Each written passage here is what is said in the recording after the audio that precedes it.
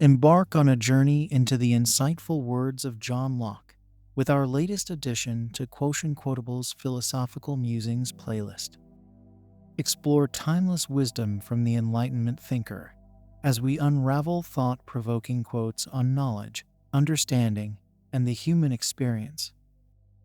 Join us on QuotientQuotables for thought-provoking content that will ignite your intellect and inspire personal growth. Subscribe for a regular dose of inspiration and wisdom as we delve into John Locke's philosophical musings. Sorry for the overlay.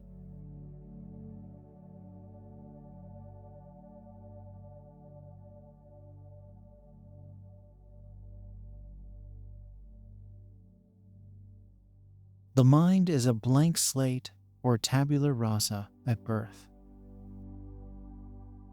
All knowledge comes from experience. We can only know what we perceive through our senses.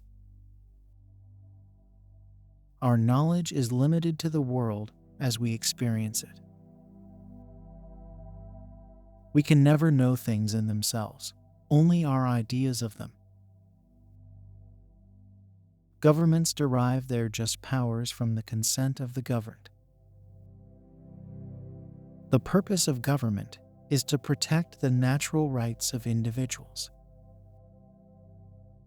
Individuals have the right to life, liberty, and property. Governments should be limited and accountable to the people. Revolution is justified when a government becomes tyrannical. Tolerance is the only way to ensure peace and harmony in society. People should be free to believe whatever they want. Government should not interfere with the free exercise of religion. We should respect the beliefs of others, even if we disagree with them. Religious intolerance is a threat to freedom and civil society. All individuals are created equal. Every person has inherent dignity and worth. Social and economic inequalities should be based on merit, not birth or circumstance. Government has a responsibility to protect the rights of all citizens.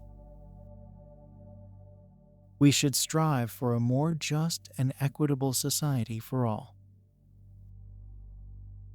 Governments are instituted among men, deriving their just powers from the consent of the governed. There is no power on earth able to take away my essential liberty. The great end of government is the preservation of property. Wherever law ends, tyranny begins. To have property and freedom without security is to have nothing. The understanding seems originally fitted to know only the particular existence of single substances. The understanding, like the eye, whilst it makes us see and perceive all other things, takes no notice of itself, and it requires art and pains to set it at a distance and make it its own object. If men are to be free, they must learn to think for themselves. The light of reason shines so clear that it is not possible for men to live together without being accountable to each other. All knowledge begins with experience. A sound mind in a sound body is a short but full description of a happy state in this world. He that will govern well must first be governed well himself. Reading, in this sense, may be said to be learning by a kind of conversation with the dead. The great aim of education is not to teach children to know what happened in the past, but to give them the ability to think for themselves. No man's knowledge here can go beyond his experience.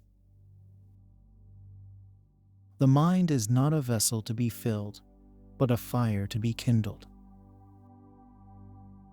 Toleration is the lifeblood of faith and the foundation of friendship. He that would overthrow the government must first make war upon the people. It is not enough to tolerate different opinions. We must actively seek them out to enlarge our understanding. Truth emerges more readily from error than from confusion.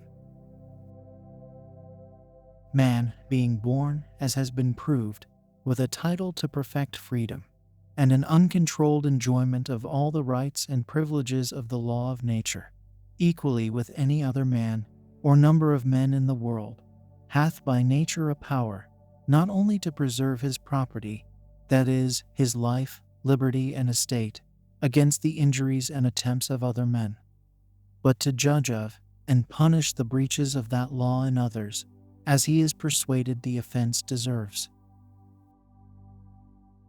All men are born free, and by nature equal in power and jurisdiction, one over another, without any subordination or superiority, but what depends on the consent of every individual.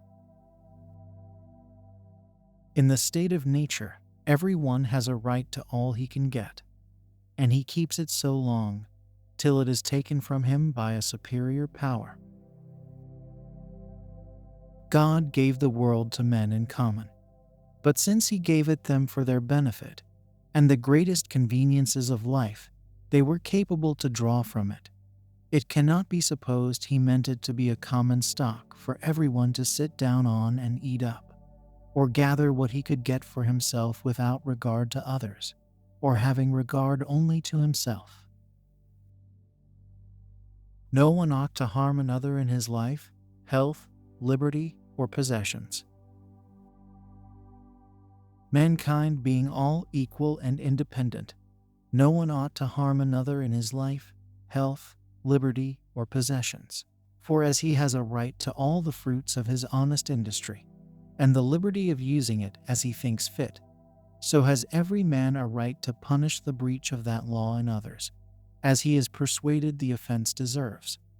And in order that this may be done with as little damage to innocent persons, and as much security as possible, every man ought to join society with others, that is to say, with all the rest of mankind, in establishing such laws as are necessary and just to govern their common safety and happiness, and to submit to the determination of the majority as the best and most safe way of preserving peace and justice. All government in the last resort is founded on power, and every man is the origin of his own power. The legislative cannot transfer the power of making laws to any other hands, for it being but a delegated power from the people, they have not the right of giving it away. All the power that is necessary for the ends for which government was instituted ought to be left in the hands of the legislature, and the executive power should be entrusted with no more than what is absolutely necessary for the carrying those ends into execution. If men were angels, no government would be necessary.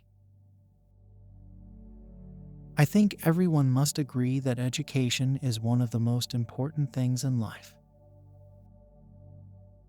The great work of the education is to form the mind of the child in accordance with his capacities. Knowledge and learning are essential for a good life. Everyone should have the opportunity to get an education. Education should be based on reason and understanding. Morality is the foundation of a good society. We all have a responsibility to act morally. Morality is based on reason and understanding. We should treat others as we would like to be treated. Morality is important because it allows us to live together in peace and harmony. Reason is man's distinguishing faculty. It is what makes us rational beings. Liberty is to be free from restraint and violence from others, that is, from external impediments on one's actions. The right to liberty is a natural right that is inherent in all human beings. Reason is the only way to achieve true freedom. Without liberty, we are not truly human. Every man has a property in his own person. The right to property is a natural right that is derived from our labor. Government is instituted to protect our natural rights, including the right to property. The only way to justify the use of force against another person is to protect their natural rights. Property is essential to a free society. All men are created equal. Justice is the foundation of a free society. Every person has a right to equal treatment under the law. We should all strive to create a more just and equitable society. Equality is not about treating everyone the same. It is about treating everyone fairly. We have a civic duty to participate in our government. The common good is the good of all the people. We should all strive to work for the common good. A healthy democracy depends on the active participation of its citizens. We should all strive to be good citizens. Tolerance is the only way to ensure religious freedom in a society. The freedom to worship God in the manner we see fit is a natural right. Government should not interfere in matters of religion. We should respect the beliefs of others, even if we do not agree with them. Tolerance is essential for a peaceful and harmonious society. Morality is based on reason and natural law. We have a natural conscience that tells us right from wrong. We should always act in accordance with our conscience. Morality is essential for a just and equitable society. We should all strive to be ethical and moral individuals. I hope these quotes from John Locke continue to stimulate your thinking and engage you with his insightful wisdom. His contributions to political philosophy, the theory of knowledge, and the ideals of equality, justice, civic responsibility, and the common good continue to be relevant and thought-provoking today.